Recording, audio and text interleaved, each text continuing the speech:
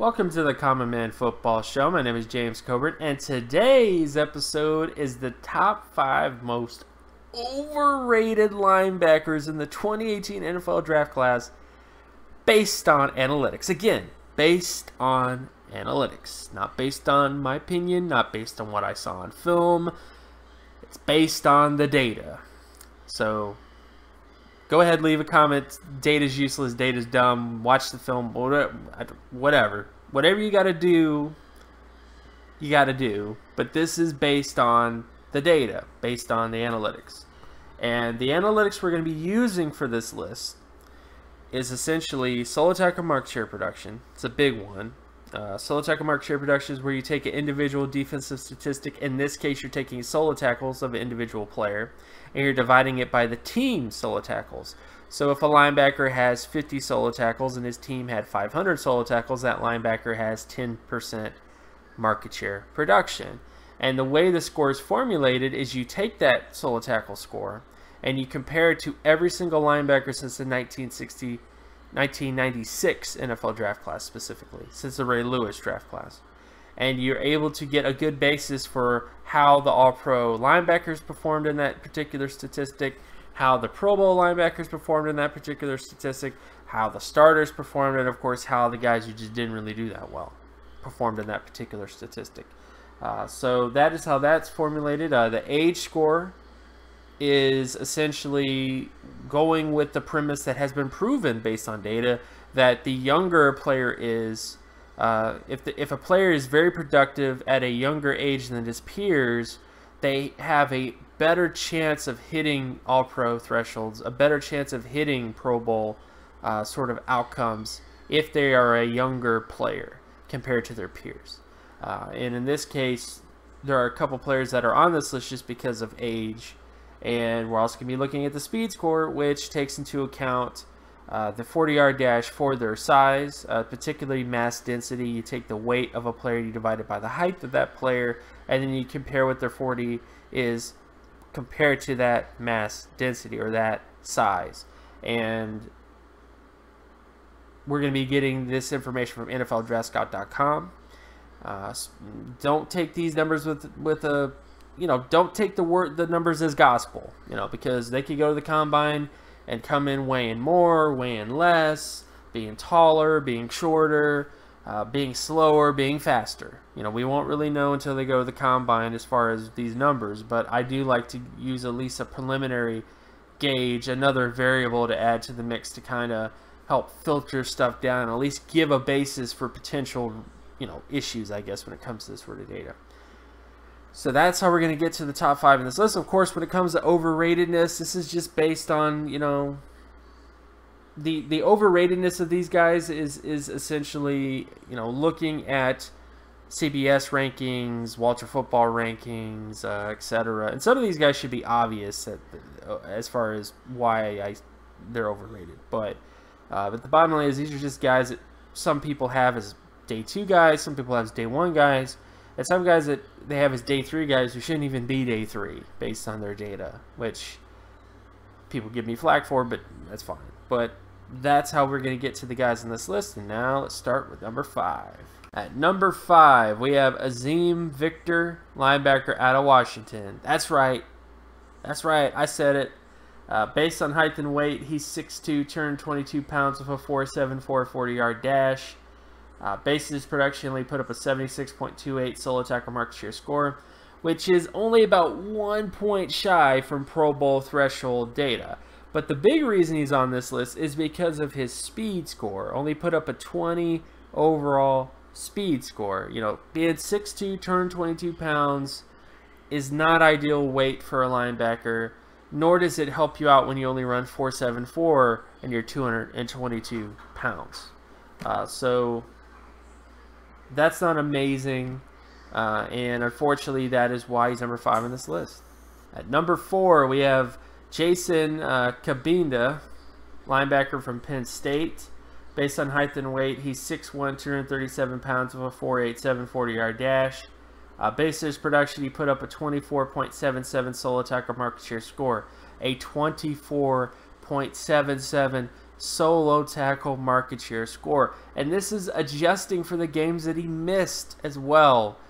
So even adjusting for the games that he missed due to injury, he still doesn't have that good of a solo tackle market share score. On top of his speed score of only 18.86 out of 100, which is just not getting it done either. Not very impressive, not Pro Bowl level, not All Pro level. He has a very impressive neck roll, though. You know, most linebackers don't have neck rolls anymore.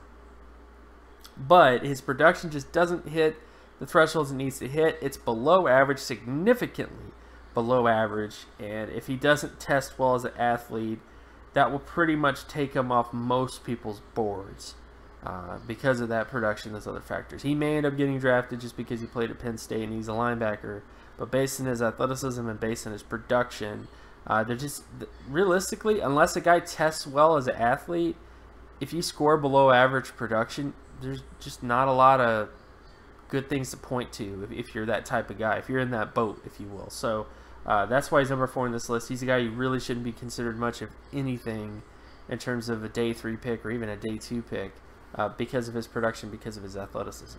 Number 3, we have Sky Moore, linebacker out of South Carolina, if you want to call him a linebacker. Based on height and weight, he's 6'1", 221 pounds with a 4.67 40-yard dash. Based on his production, it actually was pretty decent at an 86.56 solo tackle market share score, which hits at least Pro Bowl thresholds when it comes to that particular metric. But his age score is only 41.94 out of 100, which doesn't hit the All-Pro or Pro Bowl thresholds when it comes to that, on top of only having a 38.99 speed score, mainly because he's 6'1", 221 pounds, and only ran a 4.67 40-yard dash. If he was 240 pounds and ran 4.67, that would be a pretty impressive speed score, but he's only 221 pounds. On top of the injury history that you already know of, Sky Moore is just a guy that, you know, had a intriguing year in 2015, missed all of 2016 for the most part due to injury, and now people are still remembering, you know, they're kind of having member berries, I guess, when it comes to him. But the bottom line is that even though he does have good production, his age doesn't really hit where he needs to hit, and his speed score doesn't really hit where he needs to hit, and those are big sort of indicators in terms of longevity on top of potential starter sort of outcomes. So that is why he's number 3 in this list, because he just doesn't cut it when it comes to those particular metrics.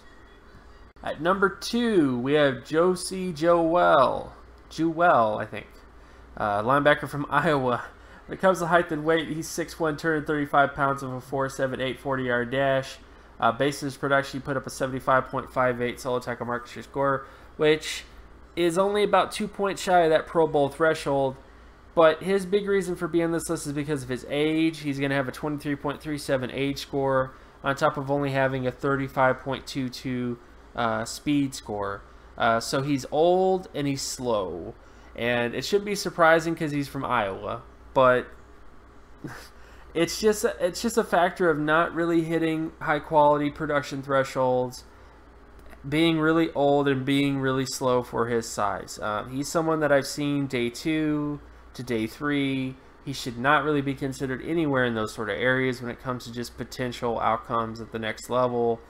He could end up being a solid starter for a team, but there are just better linebackers out there that should be considered above those guys. So even FCS linebackers should be considered over him. So I just think that when you look at that profile and you see those issues when it comes to his production, his age, and his speed, it just drops into a whole different type of tier when it comes to his potential.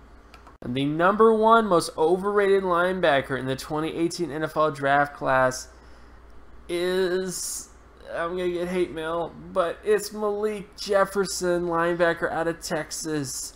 Shocked. You might be. Based on height and weight, he's 6'2", 240 pounds with a 4.66 40-yard dash, which is impressive. But his solo tackle market share production is only 37.58 out of 100. 37.58 out of 100. I didn't stutter. And based on my data, every single multiple All-Pro linebacker since the 1996 NFL draft class had at least, at the bare minimum, a solo tackle market share score of 91 or higher. Pro Bowlers at the bare minimum had a 77 or higher solo tackle market share score. So Malik Jefferson is just not getting it done when it comes to his production. He has good age. A 97.19 age score is really good.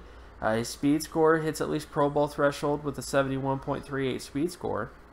But that production is just not getting it done. And, you know, he has more things in common with like DeAndre Levy or Hassan Reddick than he does a special linebacker. He has more things in common with Miles Jack than he does a special linebacker. And honestly, guys, I don't know what else to tell you guys. Great linebackers have great athleticism, great production, and are usually very young when they come out in the draft.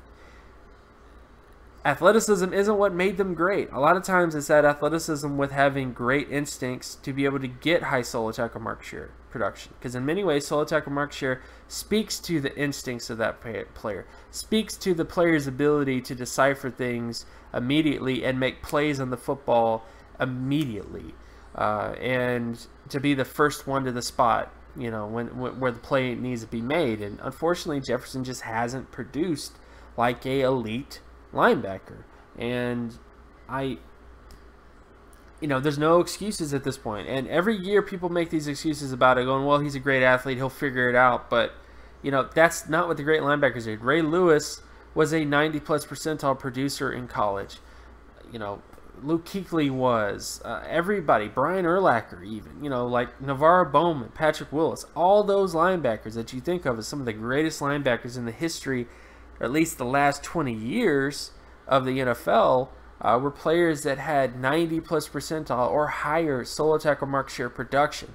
You know, Ray Lewis in particular had 17 to, I think it was 18% solo tackle market share production. 18%. While Malik Jefferson is playing around with 6.9% solo tackle market share production. So the bottom line is that Malik Jefferson either needs to break out in a big way this year when it comes to his production profile, or he's just really overrated, because at this point, there is, based on his age and based on his speed score, he could end up being a starter. But when it comes to high-quality outcomes, becoming a Pro Bowler, becoming an All-Pro type of player, he's a lot more potential right now than he is a fully realized thing, you know. And that's the only issue in terms of his profile, and that is why he's the most overrated player in the 2018 class.